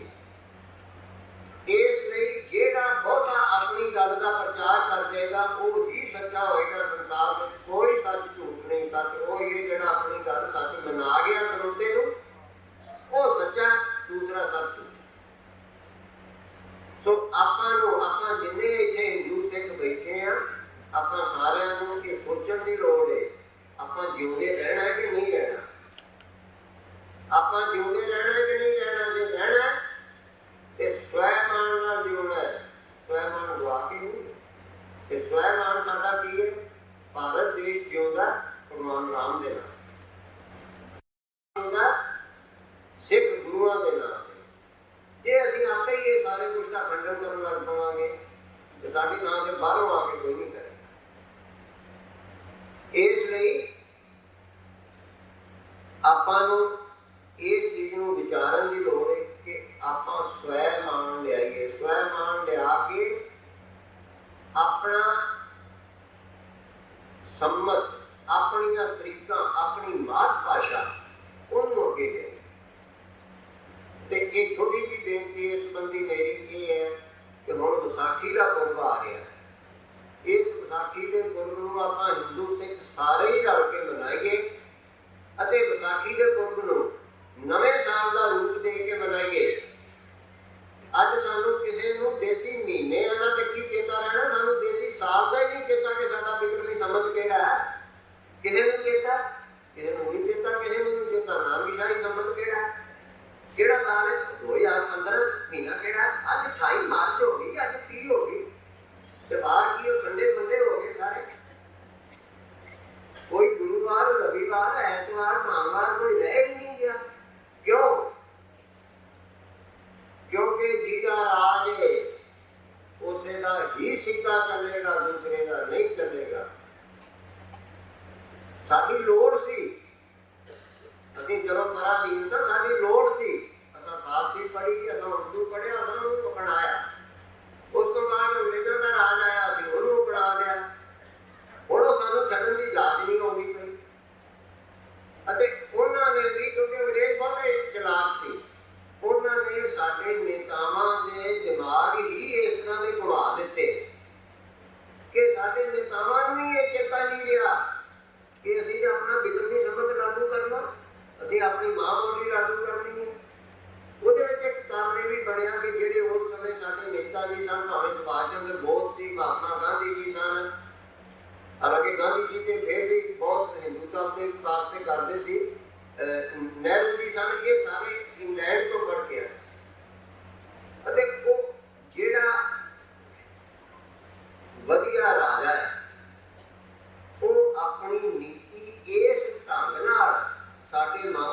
ਭਰ ਦਿੰਦਾ ਕਿ ਸਾਨੂੰ ਪਤਾ ਹੀ ਨਹੀਂ ਲੱਗਦਾ। ਜਿਵੇਂ ਬੱਚੇ ਨੂੰ ਆਪਾਂ ਖੰਡ ਦੇ ਵਿੱਚ ਲਪੇਟ ਕੇ ਕੁਨੀਨ ਦੇ ਦਿੰਦੇ ਹਾਂ ਤਾਂ ਉਹ ਮਿੱਠੀ ਸਮਝ ਕੇ ਖਾ ਜਾਂਦਾ, ਉਹਦਾ ਪ੍ਰਭਾਵ ਕਮਾ ਹੀ ਜਾਂਦਾ। ਇਹ ਕੁਛ ਸਾਡੇ ਨਾਲ ਹੋਇਆ। ਆਪਾਂ ਨੂੰ ਅੱਜ ਲੋੜ ਹੈ ਜਾਗਣ ਦੀ। ਜੇ ਰਾਜ ਹੋਏਗਾ, ਜੇ ਸਾਡਾ ਰਾਜ ਹੋਏਗਾ, ਭਰਾਵੋ ਜਾਗੋ। ਪਹਿਲੀ ਗੱਲ, ਹਿੰਦੂ ਸਿੱਖ ਦੋ ਨਹੀਂ ਹੈਗੇ, ਹਿੰਦੂ ਸਿੱਖ ਇੱਕ ਹੈਗੇ ਨੇ। ਅਸੀਂ ਵੱਖਰੇ ਹੋ ਹੀ ਨਹੀਂ ਸਕਦੇ। ਸਾਡੀਆਂ ਰਿਸ਼ਤੇਦਾਰੀਆਂ, ਭੈਣ ਭਰਾ ਇੱਕ ਦੂਸਰੇ ਵੱਲ ਵਿਆਹੇ ਨੇ। ਸਾਰਿਆਂ ਹੀ ਘਰਾਂ ਦੇ ਵਿੱਚ ਇੱਕ ਇੱਕ ਮੁੰਡਾ ਕੇਸਾਧਾਰੀ ਹੈ। ਸਾਰੇ ਹੀ ਸਤਿਗੁਰੂ ਨਾਨਕ ਦੇਵ ਨੂੰ ਪੂਜਦੇ ਨੇ। ਇਹ ਵੀ ਅੰਗਰੇਜ਼ ਦੀ ਚਾਲ ਸੀ ਸਾਨੂੰ ਲੜਾਉਣ ਵਾਲੀ। ਉਹਦੇ ਵਿੱਚ ਮੈਂ ਫੇਰ ਆਉਣਾ। ਮੈਂ ਆਪ ਜੀ ਨੂੰ ਬੇਨਤੀ ਕਰਾਂਗਾ, ਭਰਾਵੋ, ਜੇ ਤੁਹਾਡਾ ਰਾਜ ਹੋਏਗਾ ਤੇ ਤੁਹਾਡੀ ਭਾਸ਼ਾ ਅਪਣਾਉਣੀ ਲੋਕਾਂ ਦੀ ਮਜਬੂਰੀ ਹੋਏਗੀ। ਤੁਹਾਡਾ ਉੱਥੇ ਫਿਕਰ ਨਹੀਂ ਸਮਝ ਚੱਲੇਗਾ। ਜਿੱਥੇ ਤੁਹਾਡਾ ਰਾਜ ਹੋਏਗਾ, ਜਿੱਥੇ ਤੁਹਾਡਾ ਰਾਜ ਹੋਏਗਾ, ਉੱਥੇ ਤੁਹਾਡਾ ਨਾਨਕਸ਼ਾਹੀ ਸਮਝ ਚੱਲੇਗਾ। ਉੱਥੇ ਹਜ਼ਰਤ ਈਸਾ ਦਾ ਸਮਝ ਨਹੀਂ ਚੱਲੇਗਾ। ਇਸ ਲਈ ਰਾਜ ਲੈਣ ਦੀ ਲੋੜ ਹੈ। ਇਹਦੇ ਵਿੱਚ ਵਿਪਤਾ ਇਹ ਹੈ ਕਿ ਸਾਊ ਨੂੰ ਰਾਜ ਨਾ ਮਿਲਦਾ, ਨਾ ਸਾਊ ਤੋਂ ਰਾਜ ਹੁੰਦਾ ਹੈ। ਸਾਊ ਰਾਜ ਨਹੀਂ ਕਰ ਸਕਦਾ। ਸਾਊ ਦੇ ਪਿੰਡ ਦਾ ਸਰਪੰਚ ਨਹੀਂ ਬਣ ਸਕਦਾ। ਹੋਰ ਉਹਨੇ ਕੀ ਕਰਨਾ? ਕਿਉਂਕਿ ਧਰਮ ਨੀਤੀ ਨਾਲ ਰਾਜ ਨਹੀਂ ਮਿਲਦਾ, ਨਾ ਰਾਜ ਚੱਲਦਾ। ਰਾਜ ਤੇ ਮਿਲਦਾ ਰਾਜਨੀਤੀ ਨਾਲ, ਤੇ ਰਾਜਨੀਤੀ ਨਾਲ ਹੀ ਚੱਲਦਾ। ਸਵਾਮੀ ਜੀ, ਮੇਰੀਆਂ ਗੱਲਾਂ ਤੋਂ ਖਿਮਾ ਕਰਨਾ, ਮੈਂ ਕੋਈ ਗਲਤ ਬੋਲ ਰਿਹਾ, ਆਪ ਜੀ ਖਿਮਾ ਕਰਨਾ। ਆਪ ਜੀ ਧਰਮਾਤਮਾ, ਮੈਂ ਤਾਂ ਸਾਰੀਆਂ ਸਿਆਸੀ ਗੱਲਾਂ ਕਰ ਰਹੀਆਂ। ਸੋ ਪ੍ਰੇਮੀਓ, ਥੋੜਾ ਜਿਹਾ ਸਮਾਂ ਮੈਂ ਤੁਹਾਡਾ ਹੁਣ ਵਾਧੂ ਲਵਾਂਗਾ। ਤੁਸੀਂ ਵੀ ਦੇਰ ਨਾਲ ਆਏ ਹੋ। ਮੈਂ ਆਪ ਜੀ ਨੂੰ ਬੇਨਤੀ ਕਰ ਰਿਹਾ ਸੀ ਰਾਜ ਦੀ। ਰਾਜਨੀਤੀ ਤੇ ਧਰਮ ਨੀਤੀ ਬਿਲਕੁਲ ਹੀ ਪੂਰਨ ਪਾਠ ਹੈ। ਬਿਲਕੁਲ ਹੀ ਉੱਤਰੀ ਤੋਂ ਹੋਵੇ ਤੇ ਦੱਖਣੀ ਤੋਂ ਹੋਵੇ। ਧਰਮ ਨੀਤੀ ਵਿੱਚ ਤਿਆਗ, ਪਰਉਪਕਾਰ, ਸੇਵਾ, ਤੇ ਰਾਜਨੀਤੀ ਵਿੱਚ ਲਾਲਚ, ਦਰੋਹ, ਪ੍ਰੇਮ, ਖਲ, ਦੂਜੇ ਰਾਜ ਨੂੰ ਉਲਟਾ ਕੇ ਸਿਰ ਨੇ ਕਰ ਦਿਓ, ਉਡਾ ਦਿਓ ਪੱਤੀਆਂ। ਤੁਹਾਡੇ ਸਾਹਮਣੇ ਹੁੰਦਾ, ਭਾਵੇਂ ਭਾਰਤ ਕਰਵਾਵੇ ਤੇ ਭਾਵੇਂ ਦੂਜੇ ਸਾਨੂੰ ਕਰਵਾਉਣ। ਰਾਜਨੀਤੀ ਰਾਜਨੀਤੀ ਹੈ। ਉਹ ਇੱਕੋ ਹੀ ਨੀਤੀ ਹੈ। ਰਾਜ ਲੈਣਾ ਤੇ ਰਾਜ ਕਰਨਾ ਦੋ ਹੀ ਨਿਯਮ ਨੇ। ਇਹਨਾਂ ਨਿਯਮਾਂ ਵਾਸਤੇ ਸਭ ਕੁਝ ਹੀ ਨਿਛਾਵਰ ਹੈ। ਸੋ ਜਿੰਨਾ ਚਿਰ ਤੁਹਾਡਾ ਭਾਰਤ ਵਾਸੀਆਂ ਦਾ ਰਾਜ ਸੀ, ਇੱਧਰ ਦੱਖਣ ਪੂਰਬ ਏਸ਼ੀਆ ਵਿੱਚ ਸਭ ਥਾਂ ਤੇ ਤੁਹਾਡੀ ਸੰਸਕ੍ਰਿਤੀ ਚੱਲਦੀ ਸੀ, ਤੁਹਾਡੀ ਭਾਸ਼ਾ ਚੱਲਦੀ ਸੀ। ਅੱਜ ਵੀ ਤੁਹਾਡੀ ਭਾਸ਼ਾ ਉੱਥੇ ਚੱਲਦੀ ਹੈ।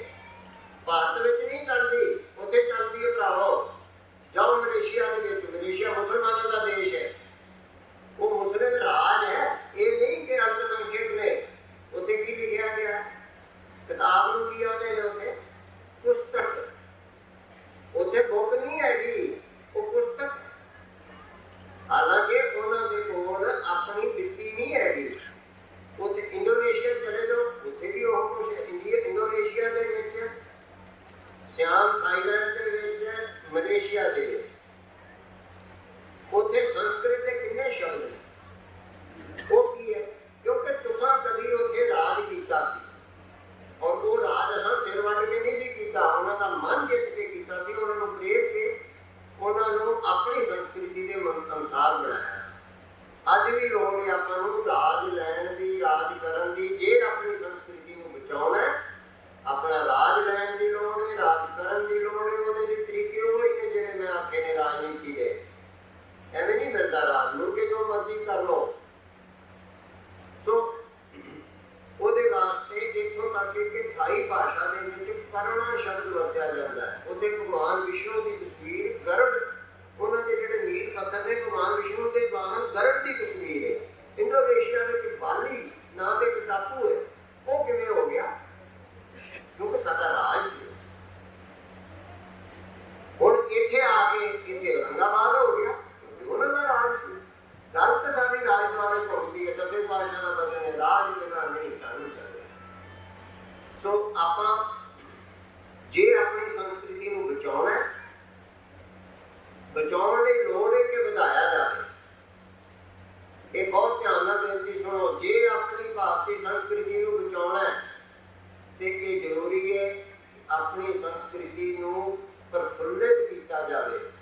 ਜਿਹੜਾ ਵਧੇਗਾ ਨਹੀਂ ਉਹ ਹੌਲੀ ਹੌਲੀ ਸੁੰਗੜ ਜਾਏਗਾ, ਜਿਹਦੇ ਪੱਤੇ ਛਾਂਟ ਦਿੱਤੇ ਜਾਣਗੇ ਉਹ ਹੌਲੀ ਹੌਲੀ ਸੁੰਗੜ ਜਾਏਗਾ।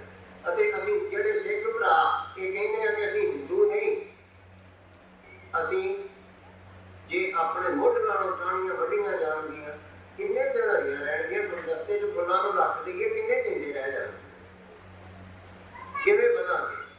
ਸੋ ਸਾਡੇ ਦੇਸ਼ ਵਿੱਚ ਮੁੱਖ ਰੂਪ ਦੇ ਵਿੱਚ ਹਿੰਦੂ ਸਿੱਖਾਂ ਨੂੰ ਵੱਖਰੇ ਕਦੋਂ ਕੀਤਾ ਗਿਆ? ਭਾਈ ਕਾਨ ਸਿੰਘ ਜੀ ਵੱਲੋਂ ਇੱਕ ਕਿਤਾਬ ਲਿਖੀ ਗਈ, ਹਮ ਹਿੰਦੂ ਨਹੀਂ। ਹਮ ਹਿੰਦੂ ਨਹੀਂ ਉਦੋਂ ਤੋਂ ਲਿਖਿਆ ਗਿਆ ਕਿਉਂਕਿ ਉਦੋਂ ਕੋਈ ਚਾਰ ਸਿਰ ਫਿਰੇ ਹਿੰਦੂਆਂ ਨੇ ਕਹਿ ਦਿੱਤਾ ਕਿ ਇਹ ਸਾਰੇ ਹਿੰਦੂ ਹੀ ਨੇ, ਤੇ ਅੱਗੋਂ ਜੇ ਉੱਥੇ ਚਾਰ ਸਿਰ ਫਿਰੇ ਸੀ ਤੇ 8 ਸਾਡੇ ਤੋਂ ਉੱਠ ਪਏ। ਉਹਨਾਂ ਨੂੰ ਵੀ ਕੰਮ ਲੱਗ ਗਿਆ, ਉਹਨਾਂ ਨੇ ਆਖਿਆ ਅਸੀਂ ਹਿੰਦੂ ਨਹੀਂ, ਚੱਲ ਬਈ ਲਾਲਾ ਲਾਲਾ ਕਰਕੇ ਤੇ ਲੜ ਪਿਆ। ਵੇਲੇ ਸੀ ਨਾ, ਕੰਮ ਕੋਈ ਨਹੀਂ ਸੀ ਹੋ ਰਿਹਾ। 1905 ਤੱਕ ਸ੍ਰੀ ਹਰਿਮੰਦਰ ਸਾਹਿਬ ਵਿੱਚ ਹਿੰਦੂ ਦੇਵੀ ਦੇਵਤਿਆਂ ਦੀਆਂ ਮੂਰਤੀਆਂ ਸਥਾਪਿਤ ਸਨ। ਚੁਕਵਾਈਆਂ ਕਿਹਨੇ? ਭਾਈ ਕਾਨ ਸਿੰਘ ਨੇ। ਤੇ ਕਿਵੇਂ? ਅੰਗਰੇਜ਼ਾਂ ਦੇ ਡੀਸੀ ਨਾਲ ਮਿਲ ਕੇ ਹਰਿਮੰਦਰ ਸਾਹਿਬ ਵਿੱਚੋਂ ਮੂਰਤੀਆਂ ਦੇਵੀ ਦੇਵਤਿਆਂ ਦੀਆਂ ਚੁਕਵਾਈਆਂ ਗਈਆਂ। ਤੇ ਭਾਈ ਕਾਨ ਸਿੰਘ ਨੇ ਕਿਉਂ ਕੀਤੀਆਂ? ਇਹ ਰਾਜਨੀਤੀ ਦੀਆਂ ਗੱਲਾਂ ਨੇ, ਡੂੰਘੀਆਂ ਚਾਲਾਂ ਨੇ, ਅਸੀਂ ਧਿਆਨ ਹੀ ਨਹੀਂ ਕਰਦੇ। ਭਾਈ ਕਾਨ ਸਿੰਘ ਦਾ ਮਿੱਤਰ ਸੀ ਮਕਾਲਬ ਬੜਾ ਵੱਡਾ ਲੇਖਕ ਹੋਇਆ ਜਿਹਨੇ ਸਿੱਖ ਹਿਸਟਰੀ ਲਿਖੀ ਹੈ, ਔਰ ਉਹਨੇ ਭਾਈ ਕਾਨ ਸਿੰਘ ਨੂੰ ਖੁਸ਼ ਕਰਕੇ ਉਹਨਾਂ ਨੂੰ ਹਰੇਕ ਤਰ੍ਹਾਂ ਪੈਸਾ ਪਾਉਂਦਾ, ਸਭ ਕੁਝ ਦੇ ਕੇ ਉਹਨੇ ਖੁਸ਼ ਕਰਕੇ ਭਾਈ ਕਾਨ ਸਿੰਘ ਨੂੰ ਅੱਗੇ ਲਾ ਕੇ ਹਿੰਦੂ ਸਿੱਖਾਂ ਨੂੰ ਵੱਖਰਿਆਂ ਕਰਕੇ ਇੱਕ ਲਕੀਰ ਖਿੱਚੀ।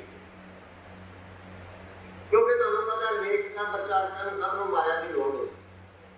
ਇਹ ਕੰਮ ਇਸ ਤਰ੍ਹਾਂ ਹੋਇਆ।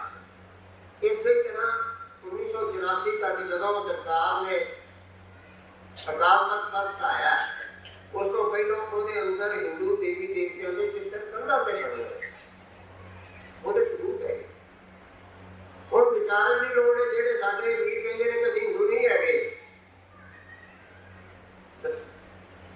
ਭਗਵਾਨ ਰਾਮ ਦੀ ਸਾਡੇ ਪੂਜਨੀਕ ਨਹੀਂ ਹੈਗੇ, ਇਹਦਾ ਮਤਲਬ 1984 ਤੱਕ ਜਿਨ੍ਹਾਂ ਮਹਾਂਪੁਰਸ਼ਾਂ ਨੇ ਉੱਥੇ ਉਹ ਚਿੱਤਰ ਬਣਾਏ ਤੇ ਬਣਵਾਏ, ਅਕਾਲ ਤਖ਼ਤ ਸਾਹਿਬ ਦੀ ਇਮਾਰਤ ਬਣਵਾਈ ਸੀ, ਇਹਦਾ ਮਤਲਬ ਉਹਨਾਂ ਨੂੰ ਤੇ ਅਕਲ ਨਹੀਂ ਸੀ, ਸਿਰਫ ਸਾਨੂੰ ਹੀ ਆਈ ਹੈ। ਢਾਉਣ ਵਾਲੇ ਨੂੰ ਹੀ ਅਕਲ ਆਈ ਹੈ ਨਾ। ਉਹ ਪ੍ਰੇਮੀ ਜਿਉਂਦੇ ਨੇ ਜਿਨ੍ਹਾਂ ਨੇ ਢਾਉਣ ਵਾਲਿਆਂ ਨੂੰ, ਸਰਕਾਰ ਨੂੰ ਤੇ ਫਿਰ ਆਖਣਾ ਕੀ ਹੈ ਨਾ, ਵੱਡੇ ਨੂੰ ਤੇ ਉਹ ਕਿਹੜਾ ਆ ਕੇ ਰਣੀ ਨੂੰ ਅੱਧਾ ਡਰ, ਉਹਨਾਂ ਨੂੰ ਤੇ ਕਹਿ ਹੀ ਨਹੀਂ ਸਕਦੇ ਸਰਕਾਰ ਦੀ ਬੇਅਦਬੀ ਨੂੰ। ਤੇ ਪਰ ਜਿਨ੍ਹਾਂ ਨੇ ਮੁੜ ਕੇ ਢੋੜੇ ਮਾਰ ਕੇ ਅਕਾਲ ਤਖ਼ਤ ਸਾਹਿਬ ਢਾਇਆ, ਉਹਨਾਂ ਨੂੰ ਸਿਆਣੇ ਬੰਦਿਆਂ ਨੇ ਹੱਥ ਜੋੜੇ ਕਿ ਇਹਦੇ ਵਿੱਚ ਮਹਿੰਗੇ ਪੱਥਰ ਲੱਗੇ ਹੋਏ ਨੇ, ਪੰਨੇ ਲੱਗੇ ਨੇ, ਤਸਵੀਰਾਂ ਬਣੀਆਂ ਨੇ, ਜਾਣ ਤੋਂ ਇੱਕ ਪੁਰਾਣੀ ਚੀਜ਼ ਹੈ, ਸਾਨੂੰ ਸੁਣਦਾ ਕਿ ਪਰ ਉਹਦੀਆਂ ਤਸਵੀਰਾਂ ਖਿੱਚੀਆਂ ਸਾਡੇ ਕੋਲ ਹੈਗੀਆਂ ਨੇ। ਸਾਡਾ ਹਿੰਦੂ ਸਿੱਖਾਂ ਦਾ ਪਾੜਨ ਵਾਲਾ ਅੰਗਰੇਜ਼ ਸੀ ਤੇ ਉਹਨੇ ਪੜਵਾਇਆ ਸਾਨੂੰ ਹੀ ਅੱਗੇ ਲਾ ਕੇ। ਦੋਨੋਂ ਹਿੰਦੂਆਂ ਨੂੰ ਕਾਪੀ ਦੇ ਦਿੱਤੀ, ਦੋਨੋਂ ਸਿੱਖਾਂ ਨੂੰ ਦੇ ਦਿੱਤੀ, ਪੈਸੇ ਦਿੱਤੇ, ਚਾਬੀ ਭਰੀ, ਸਾਨੂੰ ਲੜਾ। ਇਹ ਕੁਛ ਹੋਇਆ। ਅੱਜ ਆਪਾਂ ਨੂੰ ਵਾਪਸ ਇਕੱਠੇ ਹੋਣ ਦੀ ਲੋੜ ਹੈ ਭਰਾਵੋ। ਆਪਣਾ ਰਾਜ ਸਥਾਪਿਤ ਕਰਨ ਦੀ ਲੋੜ ਹੈ। ਰਾਜ ਸਥਾਪਿਤ ਸਾਡਾ ਤਾਂ ਹੋਏਗਾ ਜੇ ਆਪਾਂ ਇਕੱਠੇ ਹੋਵਾਂਗੇ, ਆਪਸ ਵਿੱਚ ਲੜਾਂਗੇ, ਇੱਕ ਦੂਸਰੇ ਦੀਆਂ ਜੜ੍ਹਾਂ। ਸਮਾਂ, ਸ਼ਕਤੀ, ਮਾਇਆ ਉਨੀ ਰਹਿੰਦੀ ਹੈ। ਭਾਵੇਂ ਪਸਾਰੂ ਕੰਮ ਕਰ ਲਓ ਤੇ ਭਾਵੇਂ ਢਾਊ ਕਰ ਲਓ। ਇਹ ਫੈਸਲਾ ਤੁਹਾਡੇ ਹੱਥ ਹੈ ਕਿ ਆਪਾਂ ਵਧਣਾ ਕਿ ਨਹੀਂ ਵਧਣਾ। ਭਗਵਾਨ ਰਾਮ ਦਾ ਨਾਂ, ਰਾਮ ਕਥਾ ਜੁਗ ਜੁਗ ਅਟਲ ਰੱਖਣੀ ਹੈ ਕਿ ਨਹੀਂ ਰੱਖਣੀ, ਕਿ ਇਤਿਹਾਸ ਹੀ ਦੇਖ ਕੇ ਕੰਮ ਮੁਕਾ ਦੇਣਾ। ਸੋ ਇਹ ਕੁਝ ਬੇਨਤੀਆਂ ਨੇ ਆਪ ਜੀ ਦੇ ਚਰਨਾਂ ਵਿੱਚ। ਹੁਣ ਆਪ ਜੀ ਨੂੰ ਇੱਕ ਹੋਰ ਛੋਟੀ ਜਿਹੀ ਬੇਨਤੀ ਹੈ ਕਿ ਮੇਰੇ ਅਨੁਸਾਰ ਬਹੁਮਤ ਹਿੰਦੂ, 90% ਹਿੰਦੂ ਜਿਹਨਾਂ ਨੂੰ ਅਸੀਂ ਕਹਿੰਦੇ ਹਾਂ, ਜਾਂ ਇਸ ਤਰ੍ਹਾਂ ਕਹਿ ਲਈਏ ਕਿ ਕੇਸ ਰਹਿ, ਉਹ ਸਾਰੇ ਹੀ ਸਤਿਗੁਰੂ ਨਾਨਕ ਦੇਵ ਜੀ ਨੂੰ ਪੂਜਦੇ। ਠੀਕ ਹੈ, ਉਹ ਦੇਵੀ ਜੀ ਨੂੰ, ਭਗਵਾਨ ਸ਼ਿਵ ਜੀ ਨੂੰ ਵੱਖਰੇ ਵੱਖਰਿਆਂ ਨੂੰ ਪੂਜਦੇ ਨੇ, ਪਰ ਨਾਲ ਸਤਿਗੁਰੂ ਨਾਨਕ ਦੇਵ ਜੀ ਨੂੰ ਵੀ ਆਪਣਾ ਗੁਰੂ ਮੰਨਦੇ ਨੇ, ਪੂਜਦੇ ਨੇ। ਤੇ ਆਪਾਂ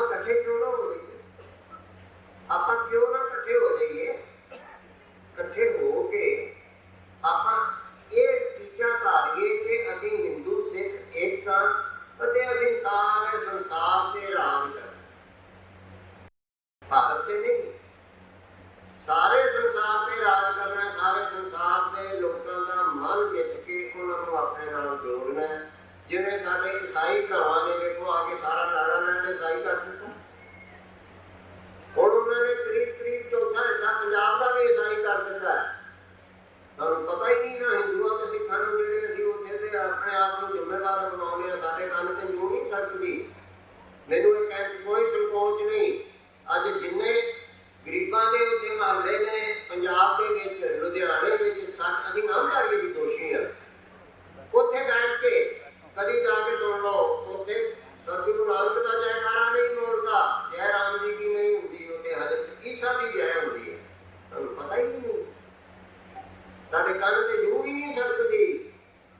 ਗੁਰੂ ਨਾਨਕ ਹਸਪਤਾਲ ਬਣਿਆ ਹੋਇਆ ਅੰਮ੍ਰਿਤਸਰ ਦੇ ਵਿੱਚ। ਅੰਮ੍ਰਿਤਸਰ ਦੇ ਵਿੱਚ ਗੁਰੂ ਨਾਨਕ ਹਸਪਤਾਲ ਹੈ, ਜਿਹਦੇ ਵਿੱਚ ਮੁਸਲਮਾਨਾਂ ਦੀ ਦਰਗਾਹ ਹੈ ਤੇ ਉੱਥੇ ਉਹਨਾਂ ਦੀ ਪੂਜਾ ਹੁੰਦੀ। ਸਾਡੇ ਕੰਨ ਤੇ ਜੂੰ ਹੀ ਨਹੀਂ ਸਰਕਦੀ। ਕਿੱਥੇ ਗਿਆ ਸਾਡਾ ਸਵੈਮਾਨ? ਸੋ ਆਪਾਂ ਸਾਰੇ ਮਿਲ ਕੇ ਆਪਣਾ ਪੰਥ ਵਧਾਈਏ। ਸਤਿਗੁਰੂ ਨਾਨਕ ਦੇਵ ਜੀ ਨੂੰ ਅੱਗੇ ਤੁਸੀਂ ਮੰਨਦੇ ਹੋ, ਆਪਾਂ ਇਕੱਠੇ ਹੋ ਜਾਈਏ। ਅਸੀਂ ਰਾਮ ਜੀ ਨੂੰ ਮੰਨਦੇ ਹਾਂ। ਅਸੀਂ ਆਪ ਜੀ ਨੂੰ ਕੁਝ ਤੁਕਾਂ ਗੁਰਬਾਣੀ ਦੀਆਂ ਉਹ ਸੁਣਾਈਆਂ ਨੇ ਤੇ ਹੋਰ ਸੁਣਾ ਦਿੰਦੇ ਹਾਂ, ਜਿਹਦੇ ਅਨੁਸਾਰ ਰਾਮ ਜੀ, ਕ੍ਰਿਸ਼ਨ ਜੀ ਆਪ ਸਾਰੇ ਅਵਤਾਰ ਸਾਡੇ ਸਿੱਖਾਂ ਦੇ ਪੂਜਨੀਏ ਨੇ ਅਤੇ ਅਸੀਂ ਹਿੰਦੂਆਂ ਤੋਂ ਵੱਖਰੇ ਨਹੀਂ ਹੋ ਸਕਦੇ। ਆਪਾਂ ਇਕੱਠੇ ਹੋ ਜਾਈਏ, ਫਿਰ ਗੱਲ ਕਿਹੜੀ?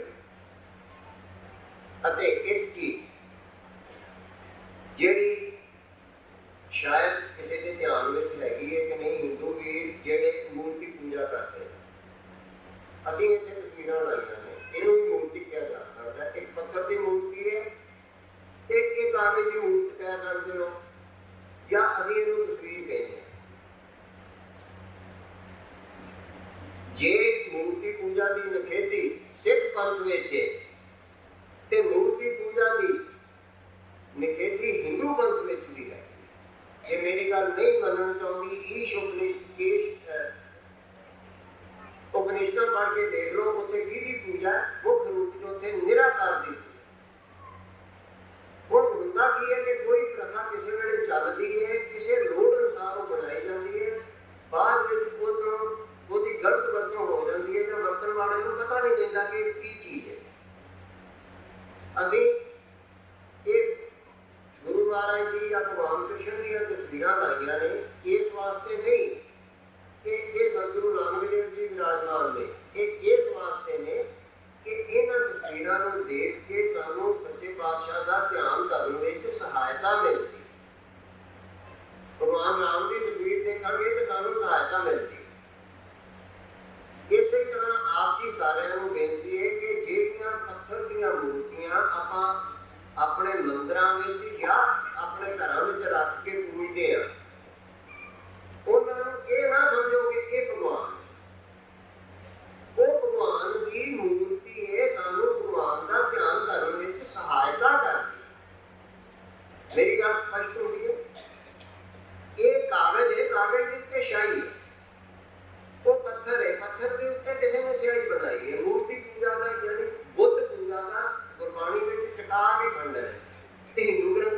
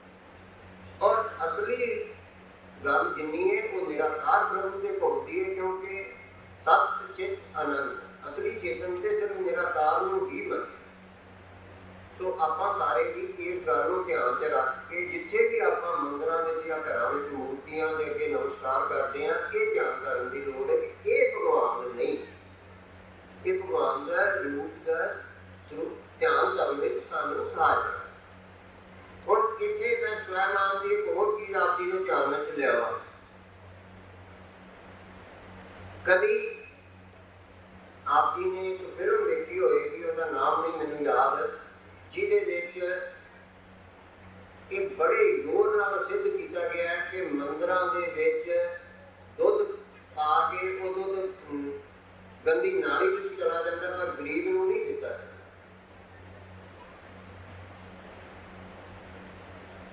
और ਇਹੋ ਜਿਹੀ ਫਿਲਮ ਬਣਾ ਕੇ, ਹਾਲਾਂਕਿ ਇੱਕ ਪੱਖੋਂ ਉਹਨਾਂ ਨੇ ਬੜਾ ਵਧੀਆ ਕੀਤਾ ਕਿ ਭਗਵਾਨ ਕ੍ਰਿਸ਼ਨ ਦਾ ਮੁਰਾਰੀ ਬਣਾ ਕੇ ਤੇ ਉਹ ਸਾਰਾ ਕੁਝ ਉਹਨਾਂ ਦੇ ਬਣਾ ਕੇ ਉਹਨਾਂ ਨੇ ਇੱਕ ਸਿੱਧ ਕੀਤਾ ਕਿ ਅਸਲੀ ਗੱਲ ਜਿਹੜੀ ਹੈ ਉਹ ਕਿਸੇ ਵੀ ਗਰੀਬ ਦੇ ਮੂੰਹ ਵਿੱਚ ਦੁੱਧ ਪਿਆਉਣਾ ਸਹੀ ਗੱਲ ਹੈ, ਕਿਸੇ ਮੰਦਰ ਦੇ ਵਿੱਚ ਚੜਾ ਕੇ ਮੂਰਤੀ ਨੂੰ ਧੋ ਕੇ ਡੋਲ ਦੇਣਾ ਵਾਧੂ ਗੱਲ ਤੇ ਕੁਛ ਹੱਦ ਤੱਕ ਠੀਕ ਹੈ ਜੀ ਉਹਨਾਂ ਦੀ। ਉਹ ਜਿੰਨੀ ਫਿਲਮ ਬਣੀ ਉਹਦੇ ਚ ਐਕਟਰ ਕੌਣ ਸਨ? मुसलमान। इस तरह से गलत नहीं कह रहे। उस की विखाया गया सारी गल मंदिरां ते घुमाई गई कि मसीतां विच किते कोई गलत काम नहीं हुंदा। दस्सिओ कि जरा कि मसीतां विच कोई गलत काम नहीं हुंदा। कि मसीतां दे विच जाके इसे तरह के निरार्थक कर्मकांड नहीं किए जाते जो कि हिंदू मंदिरों में किए जाते। चादर काहे नहीं चढ़ाई जांदियां ने कबर ते? वो की है? चादर क्यों चढ़ाई जांदियां ने? इन्हां सारियां गल्लां दा खंडन 10वें पातशाह अपनी गुरबाणी विच करदे ने। केवल कर्म धर्म से जीनो, केवल कर्म धर्म से जीनो। जेड़े निरार्थक कर्म ने जिन्हों का कोई मतलब नहीं, उन्होंने धर्म समझो ते धर्म कर्म वाले रखो, शुभ कर्म उन्होंने नाल प्रीति करो। उत्थे हिंदू मुसलमान ईसाई कोई मतलब नहीं। तो मैं ये आप जी को फिर गल कर रहा कि ये मुसलमान एक्टर ते साडे हिंदू प्रोड्यूसर ये सारिਆਂ ਦਾ ही दिमाग इस तरह का घूमया कि हिंदू मंदिरों की निखेधी की जाती है, मुसलमानों का कोई नहीं करता। जो कोई करे तो सारे सिनेमा घरों में उड़ा देंगे ने, अद्धा ला देंगे ने। सानू किसी को तकलीफ ही नहीं होती, साडे अंदर खून ही नहीं खोलता किसी ने। ये की लोड़ है इस गल की? हाँ भाई ठीक है, साडे च भी कमियां ने, साडे मंदिरां चों साडे गुरुद्वारियां चों भी कमियां हटणियां चाहिदियां ने और मसीतां चों भी हटणियां चाहिदियां ने। असीं सब सहमत हां। आओ सारे आओ। मैं गुरुद्वारे की गल करदा, मैं बड़े गुरुद्वारियां च देखिया साडे नामधारियां दे भी और गैर नामधारियां दे भी उत्थे जोत जगाई जाती है। जोत वास्ते घ्यो पा के इन्ना असीं प्रसन्न हुंदे आ कि असीं जगा दियां उत्थों टिकटां लै जांदे। मुंडे कुड़ियां भी उत्थों ही सानूं मिल जांदे ने, जबकि 10वें पातशाह हुकम करदे ने जो निर्जोत पयो ते आगे दा जोत जगाई। उत्थे ते खंडन है। असीं की करदे आ? खैर मैं स्वैमान की बेनती कर रहा आप जी को, साध संगत जी स्वैमान लियाओ। नहीं, असीं इहो जिहा कुछ नहीं होण देवांगे। ਅਤੇ ਆਪ ਜੀ ਨੂੰ ਅਖੀਰ ਤੇ ਸਿਰਫ ਕੁਝ ਤੁਕਾਂ ਅਸੀਂ ਉਹ ਪੜ੍ਹ ਕੇ ਇਹ ਸਿੱਧ ਕਰਦੇ ਹਾਂ ਕਿ ਅਸੀਂ ਹਿੰਦੂਆਂ ਤੋਂ ਵੱਖਰੇ ਨਹੀਂ। ਰਾਮ ਜੀ, ਕ੍ਰਿਸ਼ਨ ਜੀ ਸਾਰੇ ਹੀ ਭਗਵਾਨ ਸਾਡੇ ਪੂਜਨੀਕ ਨੇ ਗੁਰਬਾਣੀ ਅਨੁਸਾਰ, ਨਾਮਧਾਰੀਆਂ ਅਨੁਸਾਰ ਨਹੀਂ, ਉਸ ਗੁਰਬਾਣੀ ਅਨੁਸਾਰ ਜਿਹਨੂੰ ਗੁਰੂ ਕਹਿ ਕੇ ਸਿੱਖ ਪੰਥ ਮੱਥਾ ਟੇਕ।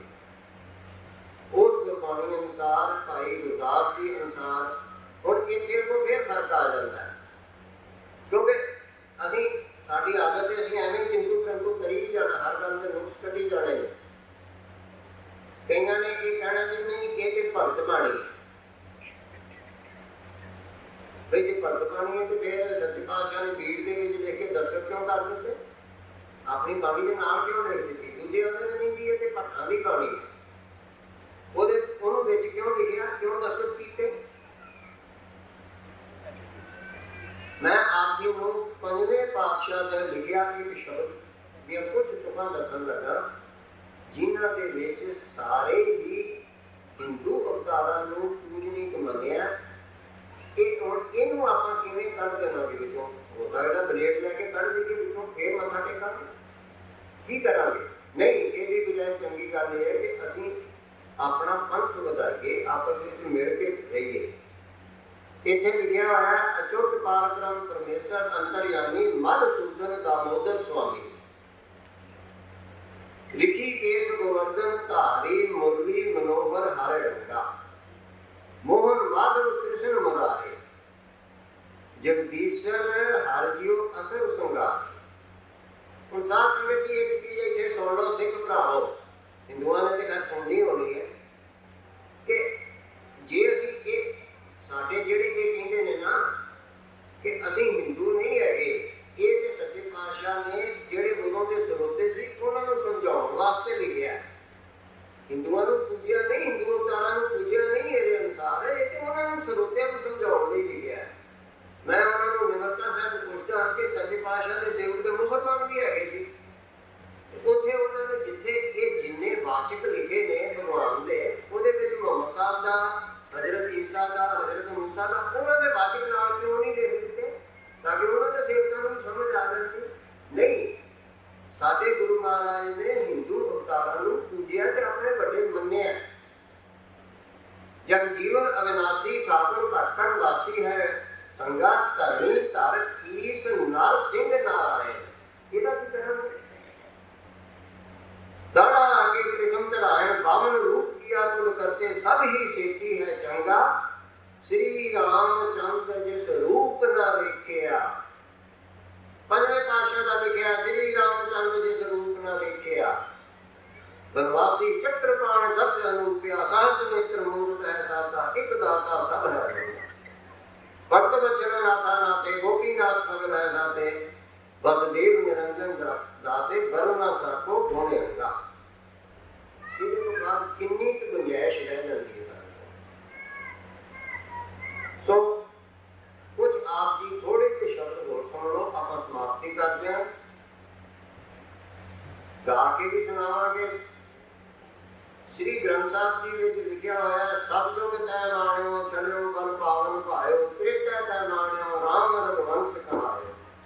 द्वापर कृष्ण मुरार कंस किरतार्थ दियो पुत्र सैन को राज भय भरता जन दियो कलयुग प्रमाण नानक गुर अंगद अमर कहायो श्री गुरु राज अभिचल अटल आद पुरख प्रमाण। ਇਹ ਤੇ ਸ੍ਰੀ ਗੁਰੂ ਗ੍ਰੰਥ ਸਾਹਿਬ ਜੀ ਵਿੱਚ ਲਿਖਿਆ ਅਤੇ ਭਾਈ ਗੁਰਦਾਸ ਜੀ ਨੇ ਲਿਖਿਆ ਸਤਿਯੁਗ ਸਤਿਗੁਰ ਵਾਸਦੇਵ ਭਵਾ ਵਿਸ਼ਨਾ ਨਾਮ ਜਪਾਵੈ ਦੁਆਪਰ ਸਤਿਗੁਰ ਹਰੀ ਕ੍ਰਿਸ਼ਨ ਹਾਹਾ ਹਰ ਹਰ त्रिते सतगुरु राम जी रारा राम जपे सुख पावै कलयुग नानक गुर गोविंद गरगा गोविंद नाम अलावै। चारे जागे चौदह की पंचायत विच जाए समावै चारों अक्षर एक कर वाहिगुरु जप मंत्र जपावै। ਇਹ ਸਾਡਾ ਜਿਹੜਾ ਚਾਰ ਅੱਖਰਾਂ ਵਾਹਿਗੁਰੂ ਗੁਰਮੰਤਰ ਹੈ ਇਹ ਇਹਨਾਂ ਚੌਂ ਗੁਰੂਆਂ ਨੂੰ ਪਿਛਲਿਆਂ ਨੂੰ ਮੰਨ ਕੇ ਬਣਿਆ। ਭਗਵਾਨ ਭਾਈ ਗੁਰਦਾਸ ਜੀ ਦੇਖਦੇ ਨੇ ਆਪਾਂ ਫਿਰ ਉਹਨੂੰ ਵਿੱਚੋਂ ਕੱਟ ਕੇ ਕੱਢ ਦੇਵਾਂਗੇ ਜਾਂ ਕੀ ਕਰਾਂਗੇ? ਫੈਸਲਾ ਆਪ ਜੀ ਦੇ ਹੱਥ ਹੈ।